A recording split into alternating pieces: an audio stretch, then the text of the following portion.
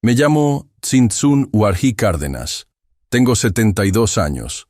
Nací en una comunidad purépecha en Michoacán donde el piso era de tierra y la comida dependía de lo que mis padres pudieran sembrar.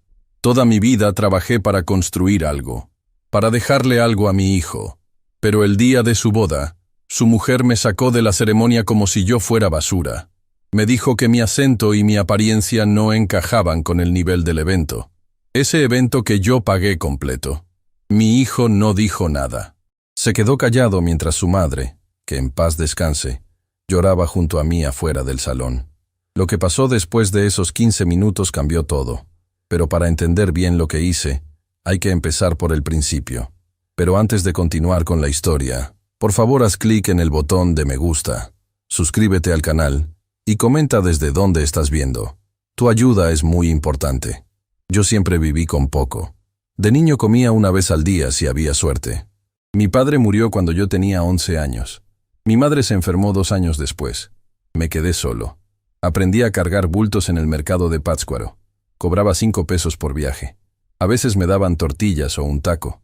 Así fui creciendo, sin quejarme, sin esperar nada de nadie.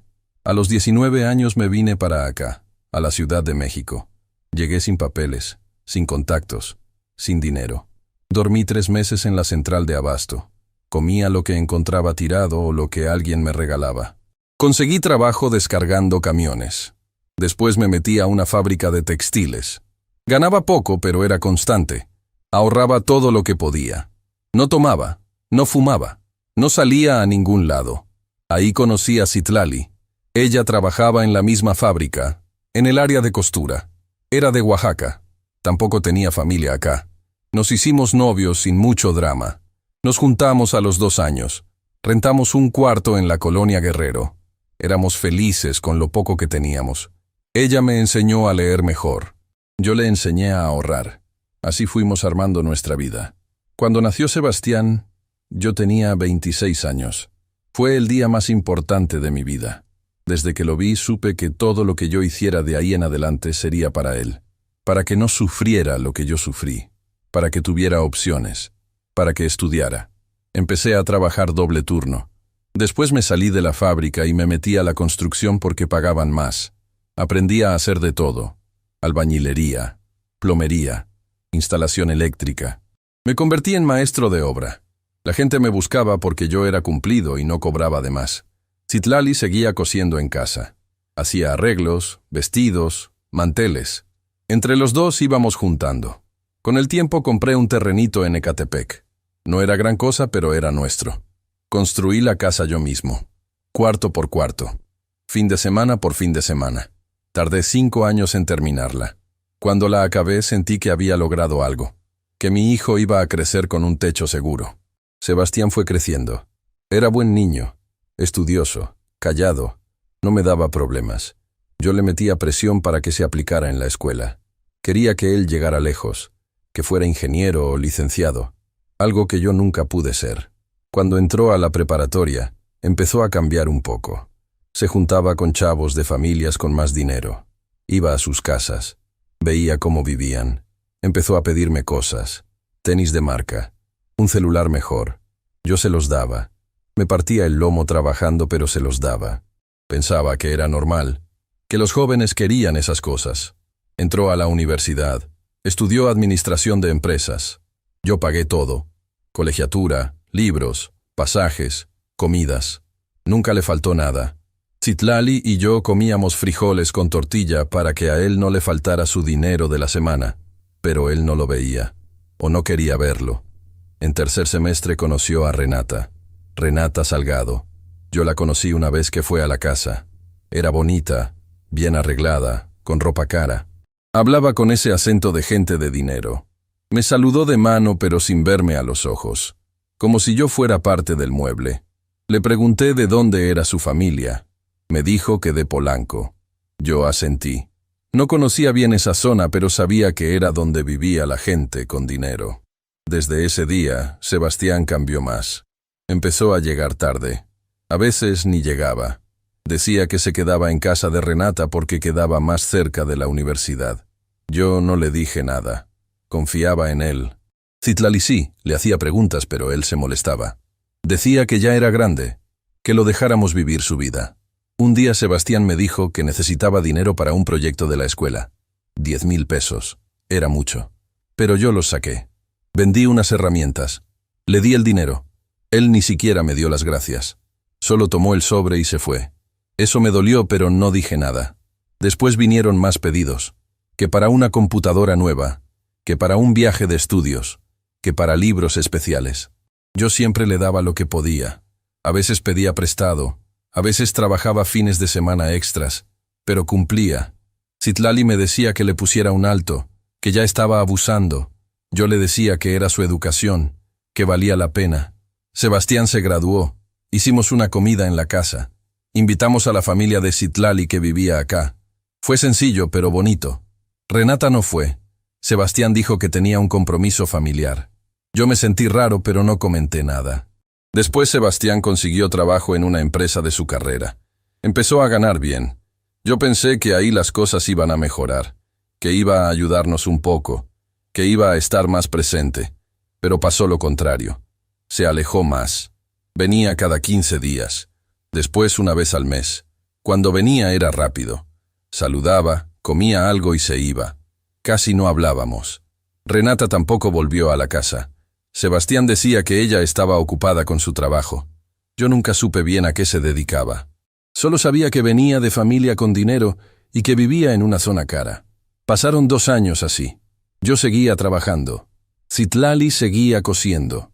Vivíamos tranquilos, pero con ese vacío de no ver a nuestro hijo. De sentir que se nos había ido, aunque estuviera en la misma ciudad. Un día Sebastián llegó a la casa con Renata. Era raro porque ella nunca venía. Nos sentamos en la sala. Sebastián respiró hondo y dijo que se iban a casar. Yo me puse contento. Citlali también. Le dimos un abrazo. Le preguntamos cuándo. Él dijo que en 6 meses, que iban a hacer una boda grande, que la familia de Renata ya estaba organizando todo. Yo pregunté cuánto iba a costar. Sebastián se quedó callado. Renata habló. Dijo que la familia de ella iba a poner una parte, pero que lo justo era que nosotros pusiéramos la otra mitad. Yo pregunté cuánto era eso. Ella dijo un número. 350.000 pesos. Me quedé helado. Era una cantidad enorme. Más de lo que yo había ganado en 2 años completos. Citlali me vio. Yo vi a Sebastián. Él no me miraba. Tenía la vista en el piso. Le dije a Renata que eso era mucho dinero. Que no teníamos esa cantidad. Ella sonrió. Fue una sonrisa rara. Como de lástima. Dijo que entendía que para nosotros fuera difícil, pero que Sebastián era hijo único, que esta era su única boda, que nosotros como padres teníamos la obligación de darle lo mejor. Citlali le dijo que sí queríamos darle lo mejor, pero que no teníamos esa cantidad ahorrada. Renata dijo que podíamos pedir un préstamo, o vender algo, que ellos necesitaban una respuesta pronto porque había que apartar el salón y contratar proveedores. Sebastián seguía callado. No decía nada. No me defendía. No le decía a Renata que estaba pidiendo demasiado. Solo estaba ahí sentado como si nada de eso fuera con él. Yo le dije que iba a ver qué podía hacer, que les daba una respuesta en unos días. Renata se paró. Dijo que bueno, que esperaba nuestra confirmación pronto. Se fueron sin terminar el café que Citlali les había servido. Esa noche no dormí. Citlali tampoco. Estuvimos hablando hasta que amaneció. Ella me decía que no lo hiciera, que era un abuso, que Sebastián ya ganaba su dinero y que si se quería casar así de grande que él pagara. Yo le decía que no podíamos dejar que nuestro hijo se casara sin nuestro apoyo, que la gente iba a hablar, que iba a quedar mal. Al final decidí hacerlo. Saqué todo lo que teníamos ahorrado. Pedí un préstamo en una financiera con intereses altos. Empeñé herramientas. Vendí la camioneta que usaba para trabajar. Junté los 350.000 pesos. Me costó un mes completo. Fue de las cosas más difíciles que he hecho en mi vida. Pero lo hice. Le hablé a Sebastián. Le dije que ya tenía el dinero. Él dijo que bueno, que se lo depositara a una cuenta que me iba a mandar. Yo le pregunté si no iba a venir por él.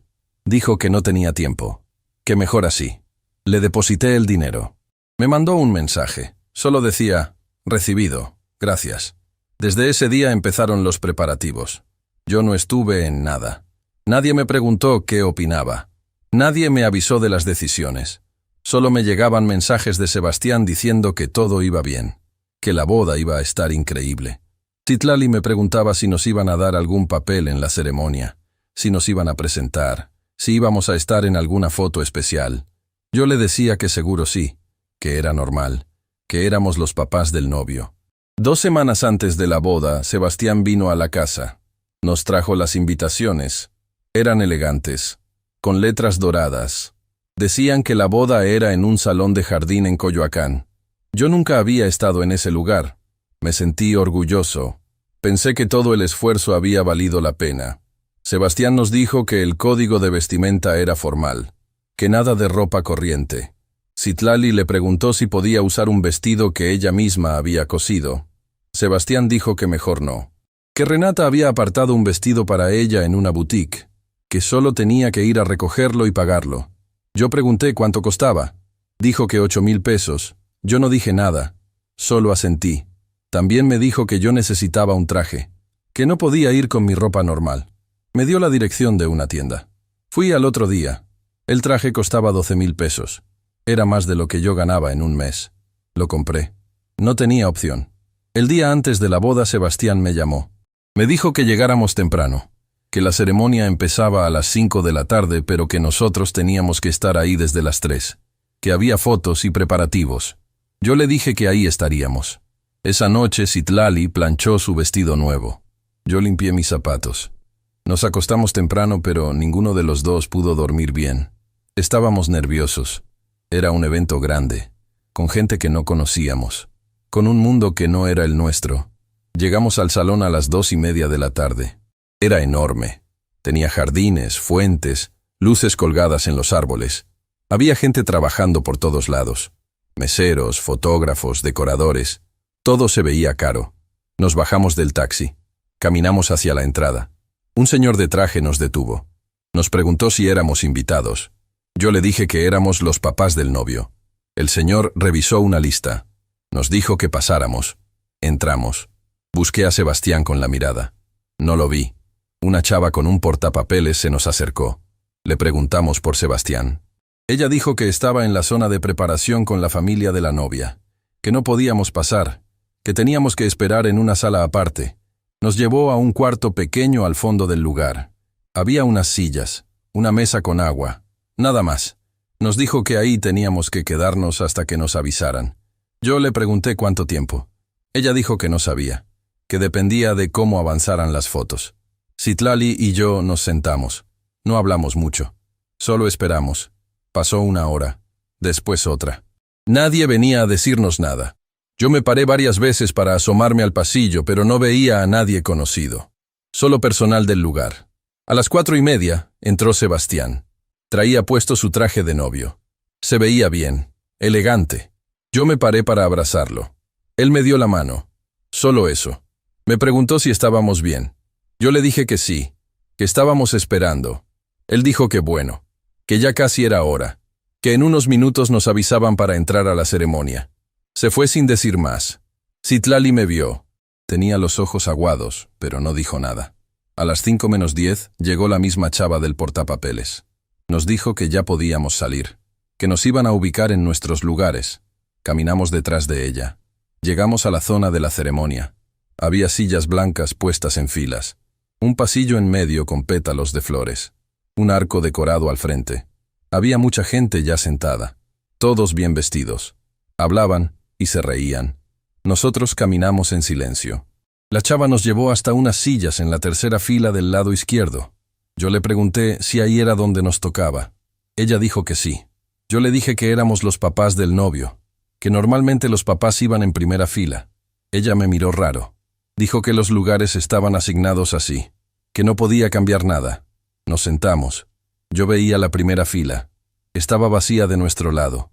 Del lado derecho, que era el de la novia, estaba llena. Había una señora mayor, un señor con traje gris, otros 2 señores y una muchacha. Todos hablaban entre ellos. Nadie volteó a vernos. La música empezó. La gente se calló. Todos se pararon. Yo también me paré. Vi hacia el pasillo. Salió Renata del brazo de su papá. Se veía bonita. El vestido era largo. blanco, con brillos. Su papá traía un traje que seguro costaba más que todo lo que yo tenía puesto. Caminaron despacio. La gente los veía. Algunos sacaban sus celulares. Yo busqué a Sebastián con la mirada. Estaba al frente, junto al arco. Sonreía. Veía a Renata como si fuera lo único que existiera en el mundo. Renata llegó al altar. Su papá la entregó. Le dio un beso en la frente. Sebastián le dio la mano. Se pusieron frente al juez. La ceremonia empezó. El juez habló de los derechos y obligaciones del matrimonio. Después les preguntó si aceptaban. Ambos dijeron que sí. Se pusieron los anillos. Se besaron. La gente aplaudió. Yo aplaudí también. Citlali estaba llorando, pero no de felicidad.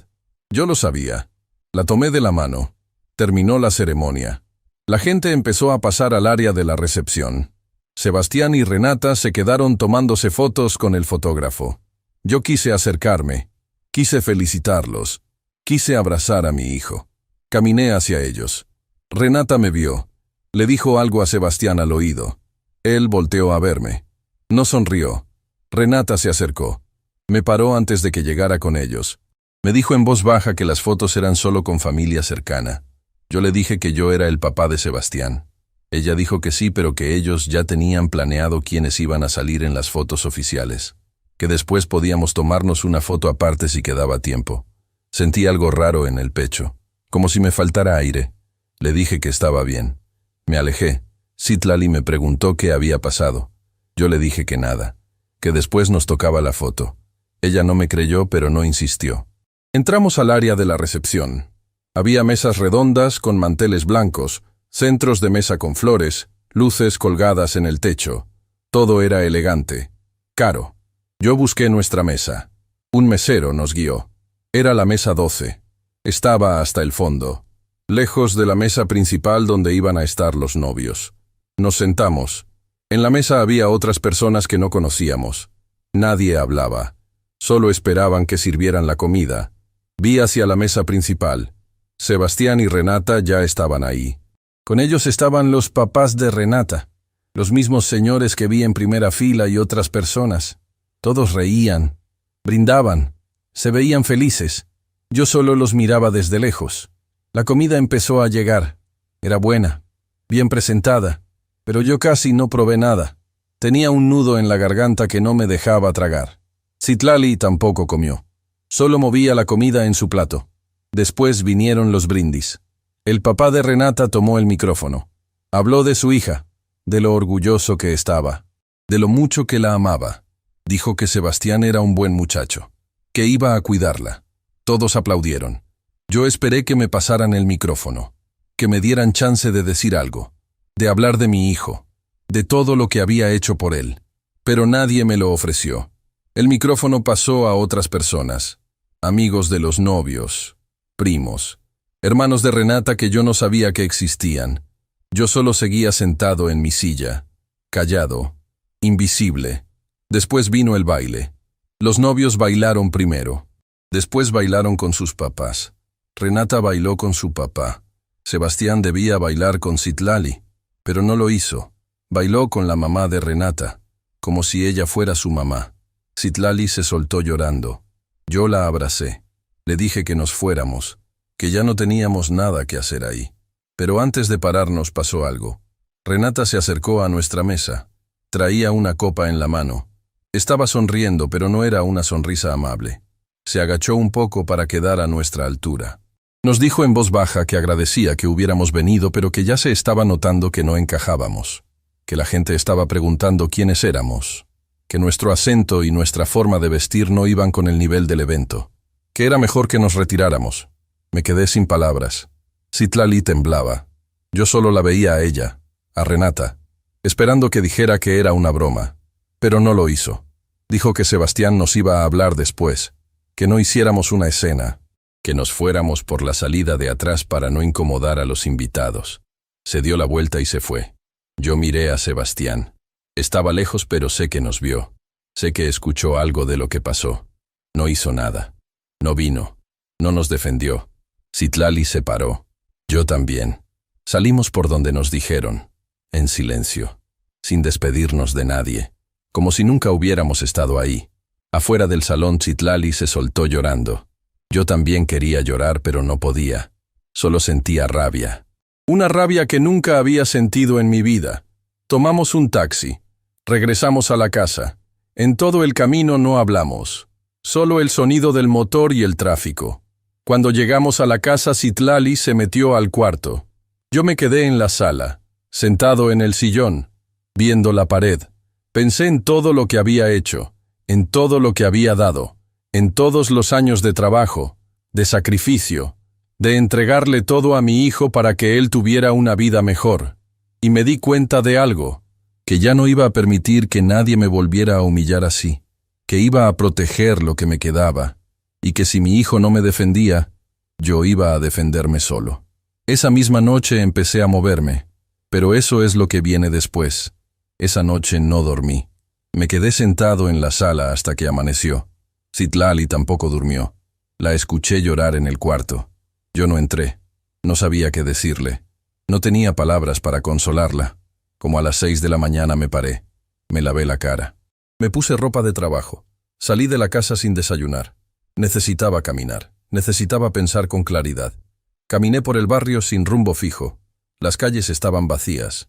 Solo algunos señores que iban a trabajar. Algunos puestos de comida que empezaban a abrir. Yo seguía caminando. En mi cabeza pasaban las imágenes de la noche anterior. La cara de Renata cuando nos dijo que nos fuéramos. El silencio de Sebastián. La humillación de salir por la puerta de atrás como si fuéramos criminales. Pero más que tristeza, lo que sentía era rabia. Una rabia fría, controlada. De esas que no hacen que uno grite o rompa cosas. De esas que hacen que uno piense. Regresé a la casa como a las 9. Citlali estaba en la cocina. Tenía los ojos rojos. Me sirvió café. Nos sentamos en la mesa sin hablar. Después de un rato ella me preguntó qué íbamos a hacer. Yo le dije que todavía no lo sabía, pero que algo iba a hacer, que eso no se iba a quedar así. Ese mismo día en la tarde empecé a revisar papeles. Documentos que tenía guardados en una caja de zapatos en el closet, escrituras de la casa, comprobantes de pagos, contratos viejos, recibos. Entre esos papeles encontré algo que se me había olvidado. Un documento que firmé hace como 10 años. Era un poder notarial que le había dado a Sebastián. En ese entonces él tenía como 20 años. Yo se lo di porque estaba trabajando en una obra que quedaba lejos y no podía estar viniendo a la ciudad cada que había que hacer un trámite. El poder le permitía firmar por mí, mover cuentas, hacer gestiones. Nunca lo revoqué. Se me olvidó. O más bien pensé que no era necesario porque confiaba en mi hijo. Pero ahora ese papel me preocupaba. Con ese poder Sebastián podía hacer muchas cosas sin que yo supiera. Podía sacar dinero de mis cuentas. Podía vender la casa, podía endeudarme. Al otro día fui al banco. Pedí un reporte de movimientos de los últimos 6 meses. La señorita me lo dio. Me senté en una silla ahí mismo en el banco a revisarlo. Había retiros que yo no reconocía. No eran cantidades enormes. 5,000 pesos aquí, 8,000 allá, 10,000 el mes pasado. Pero sumaban. Yo no había hecho esos retiros. Le pregunté a la señorita si podía ver quién los había hecho.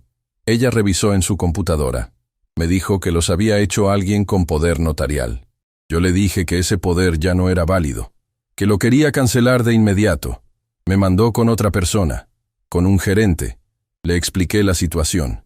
El gerente me dijo que para revocar un poder notarial tenía que ir con un notario, que ahí en el banco solo podían bloquear los accesos mientras tanto. Le dije que sí, que bloqueara todo. Salí del banco y me fui directo con un notario. No con cualquiera. Fui con el licenciado Morales, un señor mayor que había conocido años atrás en una obra. Yo le hice un trabajo en su casa y nos hicimos amigos. Él siempre me decía que si algún día necesitaba algo legal lo buscara. Llegué a su oficina sin cita. Le dije a su secretaria que era urgente. Ella le avisó. El licenciado salió a recibirme. Me hizo pasar. Me preguntó qué necesitaba. Yo le conté todo. Desde la boda hasta los retiros que no hice. Todo. El licenciado me escuchó sin interrumpir. Cuando terminé de hablar, él se quedó callado un momento. Después me dijo que lo primero que tenía que hacer era revocar ese poder, que con ese documento mi hijo podía hacer lo que quisiera con lo mío. Yo le dije que sí, que para eso había venido. Hizo el documento ahí mismo. Me lo leyó. Yo lo firmé. Me dijo que ese mismo día lo iba a ingresar al registro, que en 48 horas quedaría oficialmente revocado. Después me preguntó si quería proteger otros bienes. La casa, por ejemplo. Yo le dije que sí, que quería que nadie pudiera tocar la casa. Él me explicó que podíamos hacer un testamento, que ahí yo podía dejar establecido quién se quedaba con qué, y que también podíamos poner algunas cláusulas para proteger el patrimonio mientras yo viviera. Me ayudó a hacer el testamento ese mismo día. Le dejé la casa a Citlali. Establecí que mientras ella viviera, nadie podía venderla ni quitársela. Firmé todo. Pagué lo que me cobró. No era barato, pero valía la pena. Antes de irme, el licenciado me dijo que si necesitaba algo más, no dudara en buscarlo. Yo le di las gracias. Le dije que tal vez lo iba a buscar pronto. Llegué a la casa ya de noche. Citlali me preguntó dónde había estado. Yo le conté lo que hice. Ella me abrazó. Me dijo que había hecho bien, que ya era hora de que yo me defendiera. Esa noche sí dormí un poco mejor. No del todo tranquilo, pero ya no sentía esa angustia en el pecho. Al día siguiente Sebastián me llamó. Yo no contesté. Dejó un mensaje de voz. Decía que necesitaba hablar conmigo, que tenía que explicarme unas cosas. Yo escuché el mensaje, pero no le regresé la llamada. Me marcó 3 veces más ese día. No le contesté ninguna.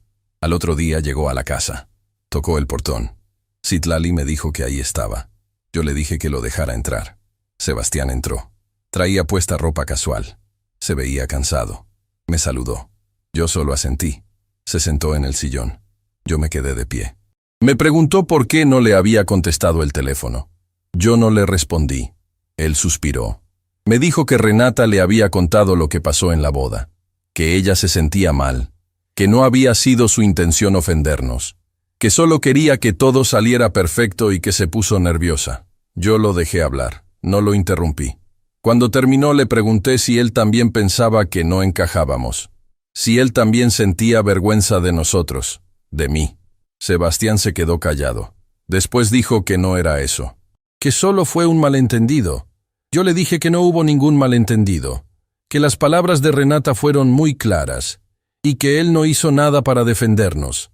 Él dijo que no se dio cuenta, que estaba ocupado con los invitados. Yo le dije que eso era mentira, que él nos vio salir, que él sabía lo que había pasado y decidió no hacer nada. Sebastián se paró. Me dijo que estaba exagerando, que era solo una boda, que ya había pasado, que teníamos que superarlo. Yo lo vi a los ojos. Le dije que yo puse cada peso de esa boda, que me endeudé, que vendí mis cosas, que trabajé doble para juntar lo que él me pidió, y que lo único que pedía era un poco de respeto, no que me trataran como basura. Él se molestó. Me dijo que nadie lo obligó a pagar, que yo decidí hacerlo. Yo le dije que lo hice porque era su papá, porque lo quería, porque pensé que él haría lo mismo por mí. Sebastián no dijo nada. Se dio la vuelta y se fue. Azotó el portón al salir. Citlali salió de la cocina. Me preguntó si estaba bien. Yo le dije que sí, que todo estaba bien. Pero no estaba bien. Nada estaba bien. En los días siguientes Sebastián no volvió a buscarme. Ni llamadas ni mensajes. Era como si no existiéramos. Yo seguí moviendo cosas. Fui otra vez con el licenciado Morales.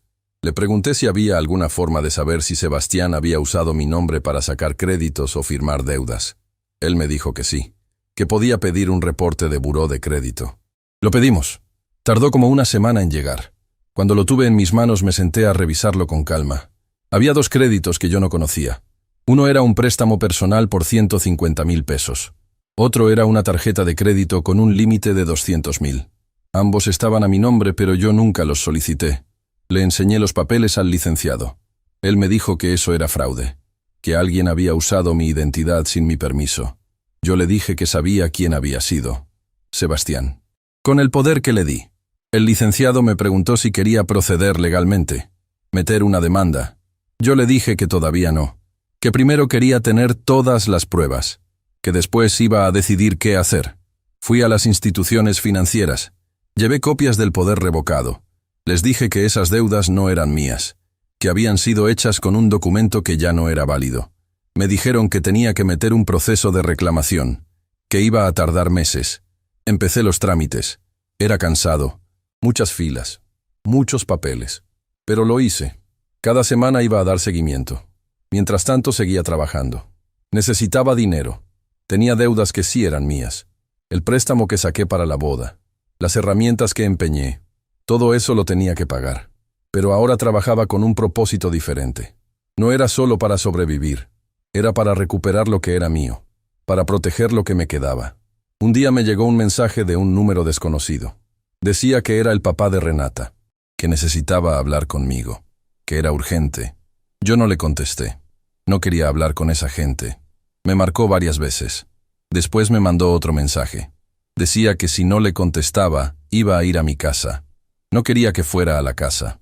No quería que Citlali lo viera. Así que le contesté. Le dije que nos podíamos ver en un café cerca de mi casa. Quedamos al día siguiente. Yo llegué temprano. Pedí un café. Me senté en una mesa del fondo. El papá de Renata llegó 15 minutos tarde. Traía puesto un traje caro, reloj de oro, zapatos brillantes. Se sentó frente a mí sin saludar. Me dijo directo que Sebastián le había contado que yo estaba haciendo problemas, que había bloqueado cuentas, que había revocado poderes, que estaba poniendo trabas para unos trámites que ellos necesitaban hacer. Yo le pregunté qué trámites. Él dijo que eso no me incumbía, que Sebastián ya era un hombre casado, que tomaba sus propias decisiones, que yo tenía que respetar eso. Le dije que iba a respetar lo que mi hijo decidiera siempre y cuando fuera con su propio dinero, no con el mío. Él se molestó. Me dijo que yo estaba siendo egoísta, que los papás tenían la obligación de apoyar a sus hijos, que si yo no quería ayudar a Sebastián, era mi problema, pero que no lo estorbara. Le pregunté cuánto dinero le debía a Sebastián, o a Renata. Él se quedó callado. Le dije que si me debían algo que me lo cobraran, que yo pagaba mis deudas, pero que no iba a permitir que me siguieran usando. El señor se paró. Me dijo que esto no se iba a quedar así, que él tenía abogados, que podía hacer que las cosas se me pusieran difíciles. Yo lo vi sin parpadear. Le dije que hiciera lo que tuviera que hacer, que yo también tenía quien me defendiera. Se fue sin despedirse. Dejó unos billetes en la mesa para pagar su café que ni siquiera había probado. Yo me quedé ahí sentado. Terminé mi café despacio. Estaba tranquilo. Por primera vez en mucho tiempo, sentía que tenía el control. Salí del café y caminé de regreso a la casa. En el camino pensé en lo que acababa de pasar, en las amenazas, en el tono con el que me había hablado ese señor, como si yo fuera menos que él, como si mi dinero no valiera lo mismo que el suyo. Pero ya no me dolía, ya no me humillaba, porque ahora yo sabía que ellos necesitaban algo de mí, y que yo ya no se los iba a dar. Llegué a la casa y le conté todo a Citlali. Ella estaba preocupada. Me dijo que tuviera cuidado, que esa gente podía ser peligrosa. Yo le dije que no me iba a pasar nada, que lo único que estaba haciendo era proteger lo nuestro. Esa noche me puse a revisar más papeles. Quería entender bien en qué otros lados había metido mi nombre Sebastián. Encontré un contrato de un departamento. Decía que yo era el aval. El departamento estaba a nombre de Sebastián y Renata. Era en una zona cara. El precio del departamento era de 3 millones de pesos. Yo nunca firmé ese contrato, pero ahí estaba mi firma, o algo que se parecía a mi firma. Al día siguiente fui con el licenciado Morales otra vez. Le mostré el contrato. Él lo revisó con cuidado. Me dijo que esa firma no parecía mía, que probablemente la habían falsificado. Me preguntó si quería hacer algo legal. Yo le dije que sí, que quería meter una demanda. El licenciado me dijo que eso podía afectar a Sebastián, que lo podían acusar de fraude, que podía tener problemas legales serios. Yo me quedé callado. Pensé en mi hijo, en el niño que fue, en el joven que crió, en el hombre en el que se convirtió. Le dije al licenciado que hiciera lo necesario, que preparara la demanda, pero que esperara para ingresarla, que yo le iba a avisar cuándo.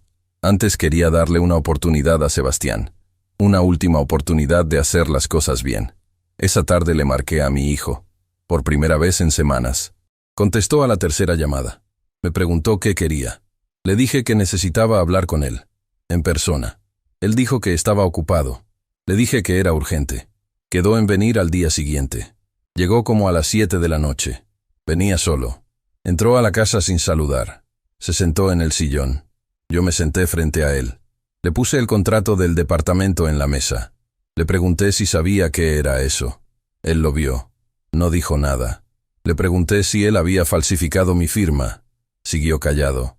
Le dije que tenía pruebas, que podía meterle una demanda, que eso era un delito grave. Sebastián levantó la vista. Me dijo que él no falsificó nada, que Renata se encargó de esos trámites, que él ni siquiera sabía bien cómo funcionaban esas cosas. Le dije que no me importaba quién lo hizo, que él era responsable, que era su departamento, su deuda. Le dije que tenía dos opciones: o me quitaba de ese contrato y se hacía cargo solo, o yo metía la demanda y que enfrentara las consecuencias. Sebastián se paró. Estaba temblando. Me dijo que yo no podía hacerle eso, que era su papá. Yo le dije que precisamente por eso le estaba dando una opción, porque si fuera cualquier otra persona ya habría ido con las autoridades. Le dije que tenía una semana para decidir, que después de eso yo iba a hacer lo que tenía que hacer. Se fue sin decir más. Citlali me preguntó si creía que iba a arreglar las cosas. Yo le dije que no lo sabía, que ya no conocía a mi hijo, que el Sebastián que yo crié nunca habría hecho esto. Pasaron 3 días. Sebastián no dio señales, no llamó, no mandó mensajes, nada. Al 4.º día recibí una llamada del banco. Me dijeron que alguien había intentado hacer un retiro grande de mi cuenta, que como yo había puesto alertas de seguridad no lo autorizaron, pero que querían avisarme. Yo sabía quién había sido, o quién lo había intentado. Esa misma tarde fui con el licenciado. Le dije que ya no quería esperar más, que metiera la demanda. Él me preguntó si estaba seguro. Yo le dije que sí. El licenciado ingresó la demanda ese mismo día. 2 días después, Sebastián llegó a la casa. Venía furioso, gritando, diciendo que yo lo había traicionado, que cómo era posible que le hiciera eso, que yo era su papá.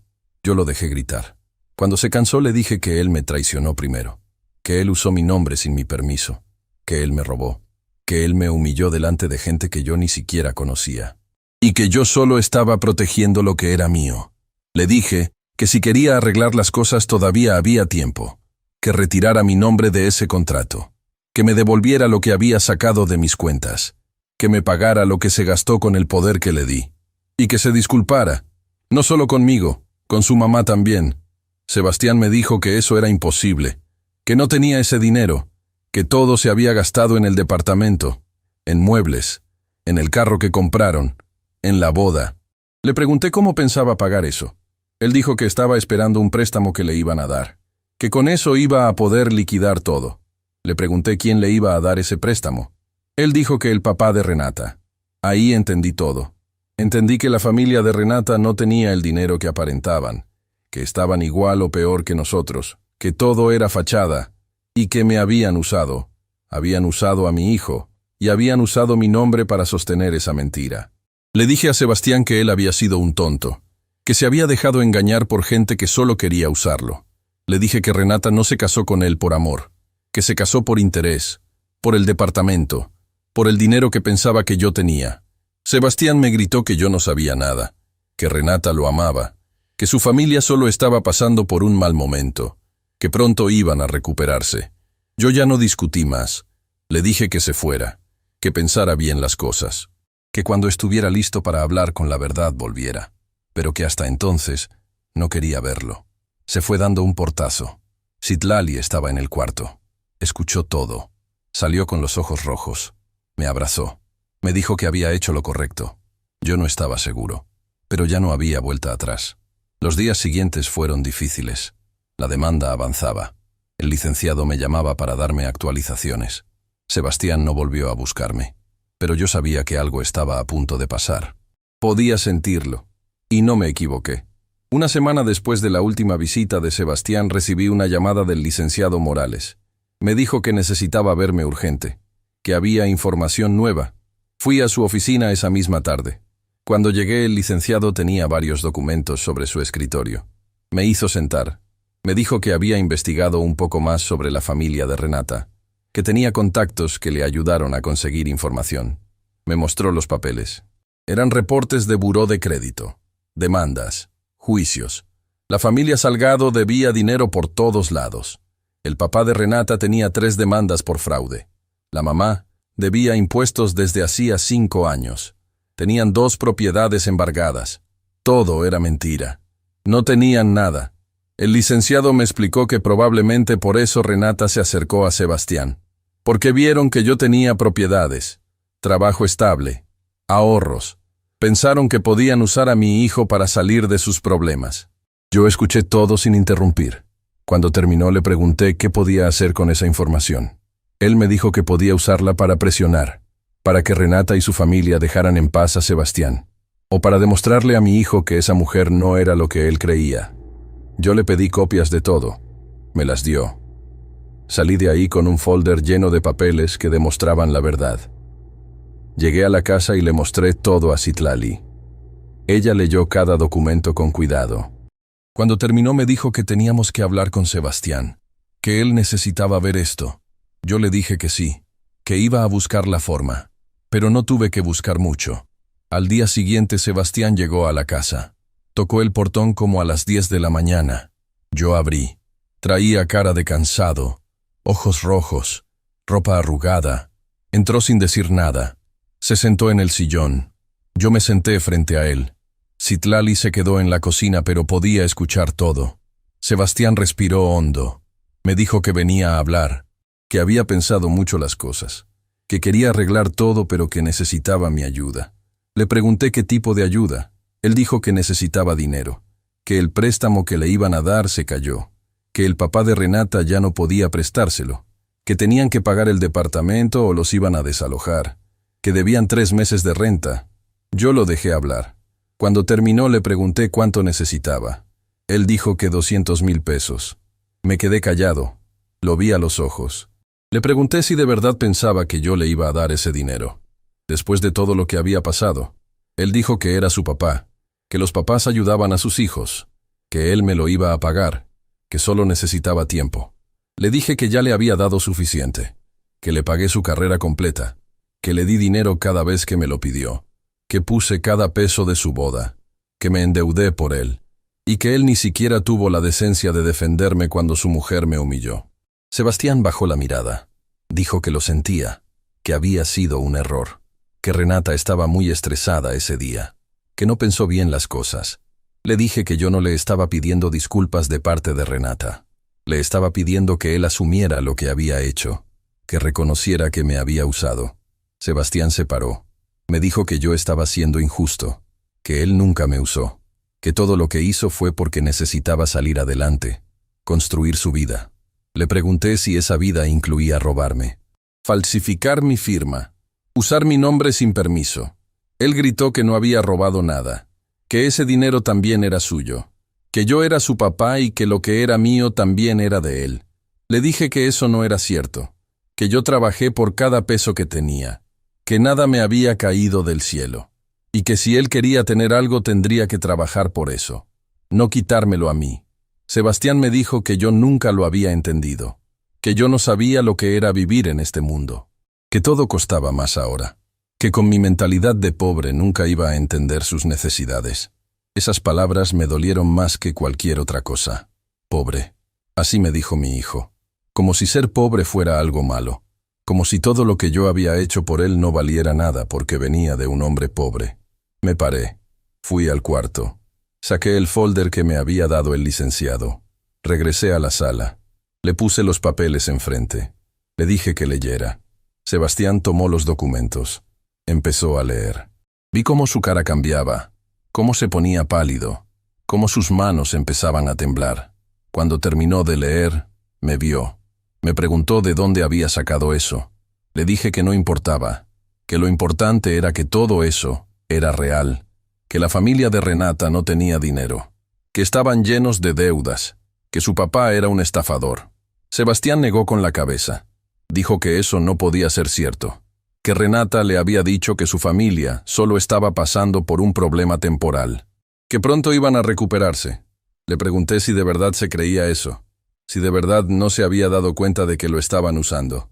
Le dije que Renata se casó con él porque pensó que yo tenía dinero, que la boda cara era para aparentar, para que la gente pensara que ellos estaban bien. que el departamento lo sacaron con mi nombre porque ellos no podían sacar nada a su nombre, que todo había sido calculado. Sebastián se dejó caer en el sillón. Se tapó la cara con las manos. Estuvo así varios minutos. Yo no dije nada, solo esperé. Cuando levantó la cara tenía los ojos llenos de lágrimas. Me preguntó qué tenía que hacer.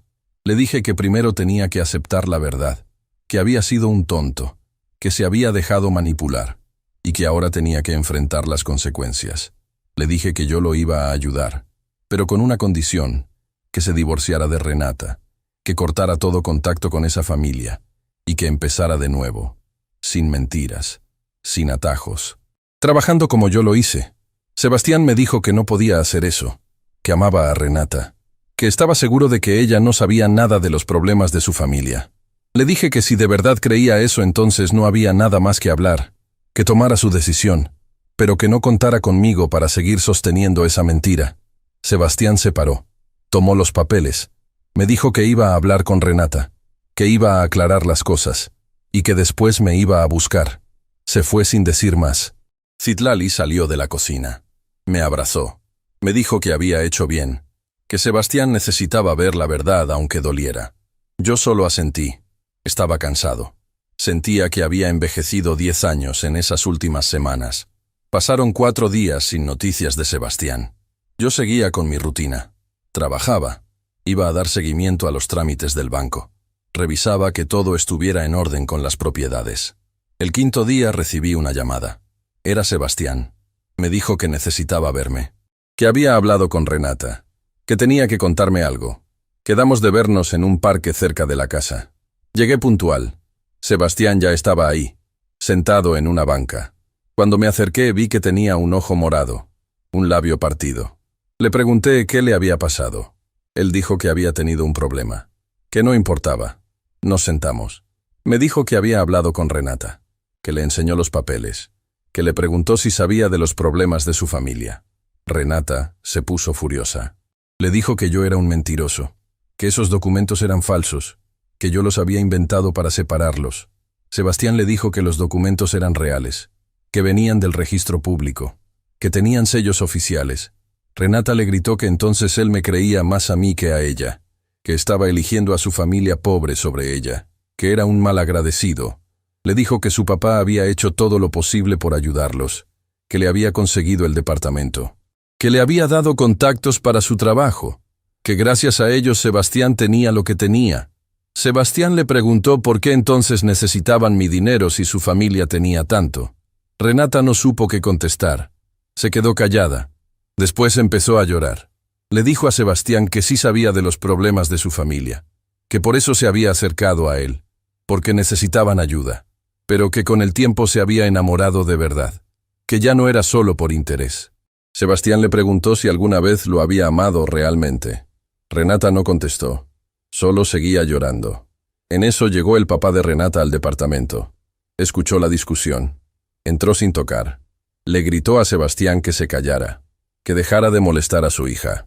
Sebastián le dijo que él también tenía derecho a saber la verdad. El señor lo agarró del brazo, lo empujó. Sebastián se defendió. Ahí empezó la pelea. El papá de Renata le pegó primero. Sebastián le regresó el golpe. Se agarraron. Renata gritaba. Vecinos salieron. Alguien llamó a la policía. Cuando llegaron los separaron. El papá de Renata les dijo a los policías que Sebastián había llegado borracho, que había golpeado a su hija, que lo querían fuera del departamento. Sebastián trató de explicar, pero los policías no le creyeron. Lo sacaron del departamento. Le dijeron que no podía regresar sin una orden. Sebastián se quedó en la calle, sin ropa, sin dinero, sin nada. Durmió en su carro esa noche. Por eso traía esa cara. Yo escuché todo sin interrumpir. Cuando terminó le pregunté qué iba a hacer. Él me dijo que ya no sabía, que se sentía perdido, que había sido un idiota, que yo tenía razón en todo. Le dije que viniera a la casa, que se quedara con nosotros mientras arreglaba su situación.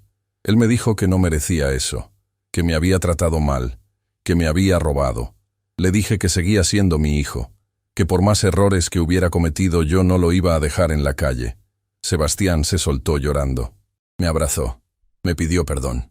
Me dijo que había sido un tonto, que se había dejado cegar. Yo solo lo abracé. No dije nada más. Regresamos a la casa juntos. Citlali lo recibió. También lloró. Lo abrazó. Le preparó comida. Sebastián comió en silencio. Después se fue al que había sido su cuarto. Se acostó. Durmió todo el día y toda la noche. Al día siguiente empezamos a arreglar las cosas. Fui con el licenciado Morales. Le conté lo que había pasado. Él me dijo que ahora era más fácil todo. Que Sebastián estaba dispuesto a cooperar. Que podíamos resolver los problemas legales más rápido. Sebastián firmó todos los documentos necesarios. Aceptó que había usado mi nombre sin permiso. Se comprometió a pagarme todo lo que había sacado de mis cuentas. Obviamente no tenía cómo hacerlo en ese momento, pero firmó un pagaré. Algo legal, con plazos, con intereses justos. El licenciado nos ayudó a meter las demandas correspondientes contra Renata y su familia. Por fraude, por falsificación de documentos, por uso indebido de nombre. Todo lo que se podía meter. También le ayudamos a Sebastián a meter la demanda de divorcio. Fue complicado porque Renata no quería firmar. Decía que todo era culpa mía, que yo había envenenado a Sebastián contra ella, que si él volvía con ella todo se iba a arreglar. Pero Sebastián ya no cayó. Ya había visto la verdad. Ya sabía quién era realmente Renata y quién era su familia. El proceso tardó meses. Fueron meses difíciles. Sebastián vivió con nosotros todo ese tiempo. Al principio casi no hablaba. Se la pasaba en su cuarto. Salía solo para comer. Citlali y yo lo dejábamos. Sabíamos que necesitaba tiempo. Poco a poco fue mejorando. Empezó a buscar trabajo. Consiguió uno en una empresa más pequeña que donde estaba antes. Ganaba menos, pero era honesto. Llegaba cansado, pero llegaba. Y llegaba a nuestra casa. A su casa. Las audiencias del divorcio fueron tensas. Renata llegaba siempre con su familia. Me veían con odio. El papá de Renata me dijo una vez que esto no se iba a quedar así, que me iba a cobrar. Yo no le contesté. Solo lo vi. El licenciado Morales le dijo que si volvía a amenazarme iban a meter otra demanda. En una de las audiencias el juez preguntó sobre los bienes matrimoniales. Renata dijo que el departamento era de ambos, que Sebastián tenía que darle la mitad. El licenciado Morales presentó las pruebas. Demostró que el departamento se había sacado con mi nombre, con documentos falsificados, que yo había metido demanda por fraude, que ese departamento no era de Sebastián, ni de Renata, que estaba en disputa legal. El juez revisó todo. Al final determinó que Renata no tenía derecho a nada, que el matrimonio se había hecho con base en engaños, que había ocultado información relevante, que había usado a Sebastián para beneficio de su familia. Dictaminó el divorcio. Sin pensión, sin bienes compartidos. Nada. Renata gritó. Dijo que eso era injusto, que ella había dado 2 años de su vida a Sebastián, que merecía algo. El juez le dijo que ella merecía lo mismo que había dado. Nada real. Solo mentiras. Salimos de ahí. Sebastián estaba callado. Yo sabía que aunque había sido lo correcto, él seguía sintiendo cosas por Renata, o por lo que pensó que era Renata. Le puse la mano en el hombro. Le dije que con el tiempo iba a doler menos, que ahora podía empezar de verdad, sin mentiras, sin cargas que no le correspondían. Él asintió. No dijo nada, pero lo vi en sus ojos. Estaba agradecido, estaba dolido, pero estaba libre. Las demandas por fraude siguieron su curso. El departamento fue recuperado por el banco. La familia Salgado perdió todo. Tuvieron que irse de la zona donde vivían. Nadie supo bien a dónde. Y a mí no me importó. Lo importante era que Sebastián estaba de vuelta. No el Sebastián que se había ido. Ese ya no existía. Era uno nuevo, más humilde, más consciente, más parecido al hijo que yo había criado. Y yo había recuperado algo también. No solo mi dinero o mis propiedades. Había recuperado mi dignidad. Había demostrado que nadie me iba a volver a pisar, que podía defenderme, que sabía cuándo decir no, pero todavía faltaba algo, algo que necesitábamos cerrar, una conversación que teníamos pendiente, una que iba a determinar si realmente podíamos seguir adelante o si el daño había sido demasiado grande. Esa conversación llegó una noche, después de todo lo que había pasado, después de que todo se calmó. Y ahí fue cuando las cosas se pusieron realmente claras. Han pasado 3 años desde todo eso. 3 años desde la boda, desde la humillación, desde que decidí que ya no iba a permitir que nadie me pisoteara. Sebastián sigue viviendo con nosotros. No porque no pueda irse. Ahora gana bien. Mejor que antes. Pero decidió quedarse. Dice que quiere recuperar el tiempo perdido. Que quiere estar cerca de su mamá. Cerca de mí. Ya no es el mismo. Trabaja duro. Llega a casa y nos ayuda con lo que haga falta. Los fines de semana me acompaña a hacer mandados. A veces vamos juntos a tomar café y platicamos. De la vida, del trabajo, de cosas simples, como debió ser siempre. Hace 6 meses pagó la última parte de lo que me debía. Fue al banco conmigo. Hizo la transferencia. Yo le dije que no era necesario, que ya habíamos superado eso. Él me dijo que para él sí era necesario, que necesitaba cerrar ese ciclo, que necesitaba demostrarme que era un hombre de palabra. Cuando salimos del banco me abrazó. Me dio las gracias, no solo por el dinero, por todo, por no dejarlo en la calle cuando más perdido estaba, por enseñarle lo que realmente importaba, por no rendirme con él. Yo solo le dije que eso hacen los papás, que uno no deja de ser papá aunque los hijos se equivoquen, que siempre hay espacio para volver, siempre y cuando se vuelva con humildad, con ganas de hacer las cosas bien. De Renata no volvimos a saber mucho. Alguien nos dijo que se había ido a Guadalajara, que se volvió a casar, con otro hombre que tampoco sabía en qué se estaba metiendo. No sé si será cierto, tampoco me importa. Esa parte de nuestras vidas ya quedó atrás. La familia Salgado tampoco volvió a molestarnos. El papá de Renata tuvo problemas legales más grandes. Lo último que supimos fue que estaba enfrentando un juicio por fraude fiscal. Su esposa se divorció de él. Sus otros hijos se alejaron. Quedó solo. Así pasa cuando uno construye todo sobre mentiras. Tarde o temprano se cae. El licenciado Morales se convirtió en un buen amigo. De vez en cuando viene a comer a la casa. Citlali le hace mole. Platicamos, nos reímos. Él dice que mi caso fue de los más satisfactorios que ha tenido. Que no siempre las cosas terminan bien. Que no siempre la gente recupera lo que es suyo. Yo le digo que no fue suerte. Fue decisión. Fue no quedarse callado. Fue entender que la dignidad no se negocia. Que uno puede ser pobre, puede venir de donde venga, pero eso no le da derecho a nadie de tratarlo como basura. Hace un año hicimos una comida en la casa. Nada grande. Solo nosotros 3. Citlali, Sebastián y yo. Fue el cumpleaños de Citlali. Sebastián compró un pastel. Yo hice barbacoa. Comimos en el patio. Hablamos de cosas bonitas. De recuerdos de cuando Sebastián era niño. De la primera vez que fue a la escuela. De cuando aprendió a andar en bicicleta. De cuando se graduó de la primaria. En un momento de la comida, Sebastián se quedó callado. Después nos dijo que tenía que decirnos algo. Citlali y yo nos pusimos serios. Pensamos que era algo malo. Él sonrió.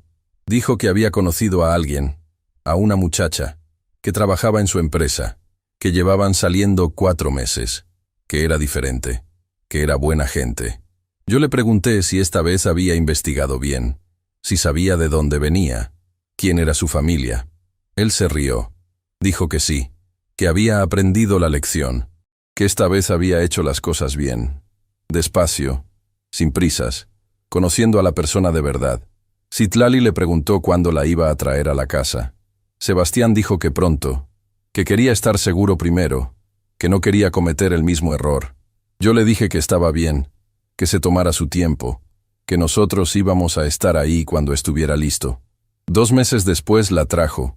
Se llamaba Lucía, era maestra de primaria, venía de una familia sencilla de Puebla. Sus papás eran comerciantes, gente trabajadora, honesta, igual que nosotros.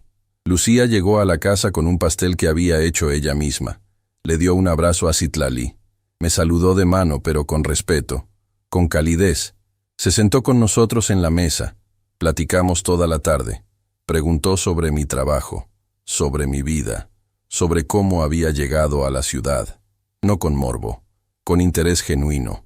Cuando se fue, Citlali me dijo que esa sí era una buena muchacha, que se notaba que era de verdad. Yo estuve de acuerdo. Pero le dije que el tiempo lo iba a confirmar, que ya no confiaba tan rápido. Han pasado meses desde esa primera visita. Lucía sigue viniendo a la casa. Cada vez la conozco más. Y cada vez estoy más seguro de que Sebastián eligió bien esta vez. Ella no pregunta cuánto tenemos. No le importa en qué colonia vivimos. No le da vergüenza que yo hable con acento, que use palabras en purépecha cuando platico con Citlali. Ella solo nos trata con respeto, como familia. Hace 3 semanas, Sebastián me pidió hablar a solas. Salimos a caminar por el barrio. Me dijo que quería pedirle matrimonio a Lucía, que esta vez quería hacerlo bien, que quería mi bendición. Le dije que la tenía, que si él estaba seguro, yo lo apoyaba. Me preguntó si podía ayudarle con algo de dinero para el anillo. No mucho, solo lo que yo pudiera. Le dije que sí, pero le puse una condición, que esta vez la boda fuera sencilla, en la casa, con la gente que realmente importa, sin pretensiones, sin endeudarnos. Él estuvo de acuerdo. Dijo que era exactamente lo que él quería. Le dio el anillo hace una semana. Lucía dijo que sí. Vinieron a contarnos emocionados. Citlali lloró de felicidad. Yo también sentí emoción, pero me la guardé. Solo les di un abrazo. Les dije que me daban gusto. Están planeando la boda para dentro de 6 meses. Va a ser aquí, en el patio de la casa. Van a poner unas mesas, un toldo. Va a venir un primo de Lucía que toca música. Yo voy a hacer la barbacoa. Citlali va a hacer tamales. Va a ser simple, bonito, real. Esta vez sí voy a estar en primera fila. Esta vez sí voy a bailar con Citlali. Esta vez sí voy a dar un discurso si me lo piden. Porque esta vez sí me lo voy a ganar. Y esta vez, la familia que va a estar ahí es familia de verdad. No gente que solo quiere aparentar. A veces, cuando me siento en el patio por las tardes, pienso en todo lo que pasó. En la humillación de esa boda. En el dolor de ver a mi hijo darme la espalda. En la rabia que sentí cuando me sacaron como si yo fuera un estorbo. Pero también pienso en lo que vino después, en cómo me defendí, en cómo protegí lo mío, en cómo recuperé a mi hijo. No fue fácil, dolió. Hubo momentos donde pensé que había perdido a Sebastián para siempre, pero no me rendí, y él tampoco. Citlali me dice que todo pasó por algo, que Sebastián necesitaba vivir eso para madurar, para entender de dónde venía, para valorar lo que tenía. Yo no sé si las cosas pasen por algo, pero sí sé que de todo se aprende, hasta de lo más doloroso. Le he contado esta historia a muy poca gente. No me gusta andar ventilando mi vida, pero hace unos días un vecino me preguntó por qué Sebastián había vuelto a vivir con nosotros, si había tenido problemas.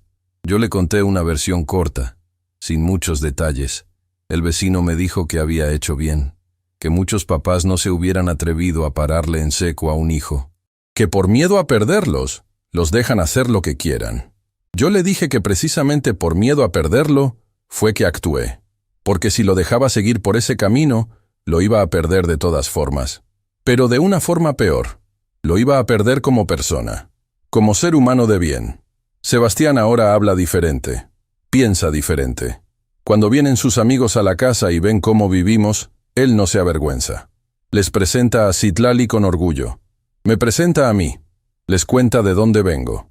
Les cuenta que trabajé en la construcción toda mi vida, que no terminé ni la primaria, pero que saqué adelante a mi familia con honestidad. Sus amigos me saludan con respeto. Me hacen preguntas. Algunos me han pedido consejos sobre trabajo, sobre cómo negociar, sobre cómo tratar con contratistas.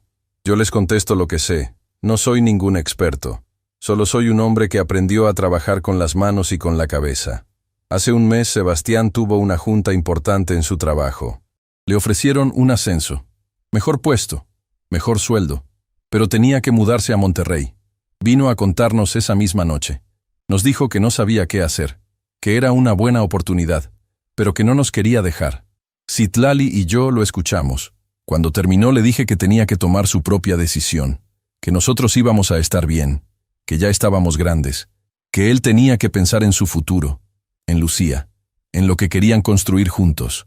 Él dijo que lo iba a pensar, que nos iba a dar una respuesta en unos días. Una semana después nos dijo que había decidido quedarse, que había hablado con Lucía, que ambos preferían estar cerca de sus familias, que el dinero era importante pero no lo más importante, que habían aprendido eso. Yo le dije que respetaba su decisión, que me daba gusto que pensara así, pero que si algún día cambiaba de opinión no sintiera culpa, que su vida era suya, que nosotros siempre íbamos a estar orgullosos de él. hiciera lo que hiciera, siempre y cuando lo hiciera con honestidad. Ahora cuando veo a mi hijo veo a un hombre completo. No perfecto. Nadie es perfecto.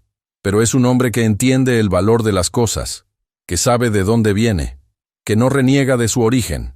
Y eso para mí vale más que cualquier título universitario o cualquier puesto en una empresa grande. Citlali está feliz. Dice que recuperó a su hijo, que ahora sí siente que Sebastián es el niño que ella crió. No ese muchacho extraño que llegó a vivir con nosotros esos años. Yo también lo siento así. Cuando hablamos es diferente. Hay respeto, hay cariño, hay honestidad. El otro día estábamos viendo la televisión los tres. Salió un programa sobre bodas. Bodas grandes, caras, con todo el lujo posible. Citlali cambió el canal rápido. No quería que nos sintiéramos mal. Pero yo le dije que no importaba, que dejara el programa. Lo vimos un rato. Sebastián hizo un comentario. Dijo que todo eso era puro show, que no significaba nada, que al final lo que importaba era con quién te casabas, no dónde ni cómo. Yo estuve de acuerdo. Citlali también. Después Sebastián me preguntó si yo estaba orgulloso de él. Si después de todo lo que había pasado yo podía decir que estaba orgulloso. Yo lo vi. Le dije que sí, que estaba orgulloso. No por lo que tenía o por lo que había logrado profesionalmente. Estaba orgulloso porque había sabido reconocer sus errores, porque había tenido el valor de volver, porque había aprendido. Él me abrazó, me dijo que yo era el mejor papá que pudo haber tenido, que lamentaba todo lo que me hizo pasar. Yo le dije que ya no había nada que lamentar, que todo eso quedó en el pasado, que ahora solo importaba el presente y el futuro que íbamos a construir juntos, como familia. Esta historia no tiene un final feliz de película. No nos hicimos ricos, no nos vengamos de forma espectacular, no pasó nada extraordinario, solo pasó lo que tenía que pasar. Defendí lo mío, protegí a mi familia, recuperé a mi hijo y aprendí que a veces uno tiene que ser duro, aunque duela, aunque cueste, porque si uno no se respeta a sí mismo, nadie más lo va a hacer. Yo sigo siendo Tzintzún Huarí Cárdenas, sigo siendo un hombre purépecha, sigo hablando con acento, sigo usando palabras en mi lengua, sigo siendo albañil, sigo viviendo en Ecatepec, y ya no me da pena, ya no siento que tengo que esconder quién soy, porque lo que soy es suficiente, lo que construí es suficiente, y el que no lo entienda, ese es su problema, no el mío. Le digo esto a cualquiera que me escuche, especialmente a la gente como yo, gente que viene de abajo, que tuvo que trabajar duro por todo, que a veces siente que no encaja en ciertos lugares. Les digo que no se dejen, que no permitan que nadie los haga sentir menos, que su origen no define su valor, que lo que define su valor es cómo viven, cómo tratan a los demás, cómo enfrentan los problemas. Yo pude haber dejado que me siguieran usando, pude haber seguido dándole dinero a Sebastián cada vez que me lo pidiera, pudo haber guardado silencio cuando me humillaron en esa boda, pude haber aceptado que así eran las cosas, que yo era menos que ellos porque ellos tenían más educación o más dinero, o vivían en mejores colonias, pero no lo hice. Y esa decisión cambió todo. No solo para mí, para mi hijo también. Porque si yo no me hubiera defendido, Sebastián seguiría perdido. Seguiría creyendo que el dinero es lo más importante, que la apariencia vale más que la honestidad, que uno puede pisar a su propia familia para subir. Ahora él sabe que no es así. Ahora él entiende que la familia es lo único que queda cuando todo lo demás se cae, que el respeto no se compra, que la dignidad no se vende, y yo sé que hice bien, aunque fue difícil, aunque hubo momentos donde dudé, aunque pensé que tal vez estaba siendo muy duro. Hice lo correcto, porque un papá no solo da, un papá también enseña, y a veces enseñar duele, pero es necesario. Esta mañana me levanté temprano como siempre. Salí al patio. Hacía frío. El sol apenas estaba saliendo. Vi la casa que construí con mis propias manos. Vi el árbol que plantó Citlali hace 20 años. Vi las macetas con flores que Sebastián regó ayer. Y sentí paz. No una paz perfecta. Todavía hay cosas por arreglar. Todavía hay deudas por pagar. Todavía hay días difíciles. Pero es una paz real. De saber que hice lo que tenía que hacer. De saber que mi familia está conmigo. De saber que nadie me va a volver a humillar. Porque ahora sé algo que antes no sabía. Sé que puedo defenderme. Sé que tengo voz. Sé que no estoy solo. Y sé que mi apellido, mi origen, mi forma de hablar, mi trabajo, nada de eso me hace menos. Al contrario, me hace quien soy, y quien soy es suficiente. Cuando Sebastián se case con Lucía voy a estar ahí, en primera fila, con mi traje sencillo, con mi acento purépecha, con mi esposa al lado. Voy a ver a mi hijo casarse con una buena mujer, en nuestra casa, rodeado de gente que nos quiere de verdad. Y voy a recordar esa otra boda, la que casi me destruye, y voy a sonreír. Porque esa boda me enseñó algo importante. Me enseñó que yo valgo, que merezco respeto, y que tengo el poder de exigirlo. Esta es mi historia. La historia de un hombre que casi pierde todo, que fue humillado por su propia familia, que decidió defenderse, y que al final recuperó lo más importante, su dignidad, su hijo, su paz. No sé si alguien más va a aprender algo de esto, pero si alguien que está pasando por algo similar lee esto, quiero que sepa algo. Uno siempre tiene opciones, siempre puede decidir, siempre puede defenderse. No es fácil, no es rápido, pero se puede, y vale la pena. Aunque duela, aunque cueste, aunque te quedes solo por un tiempo, vale la pena. Porque al final, lo que queda no es el dinero, ni las propiedades, ni las apariencias. Lo que queda es quién eres. Y si puedes verte al espejo y estar en paz con esa persona, entonces todo valió la pena. Yo me veo al espejo y veo a un hombre que supo cuándo parar, que supo cuándo decir no, que supo cuándo defender lo suyo. Y eso me basta. Tzintzún Huarí Cárdenas, 72 años, albañil, purépecha, papá. Y un hombre que aprendió que la dignidad no se negocia. Esa es mi historia. Y así termina. Si esta historia te hizo sentir algo, si te recordó que nunca es tarde para defender lo tuyo, déjame un comentario contándome qué te quedó de todo esto. Y si conoces a alguien que necesita escuchar que puede defenderse, compártele este video.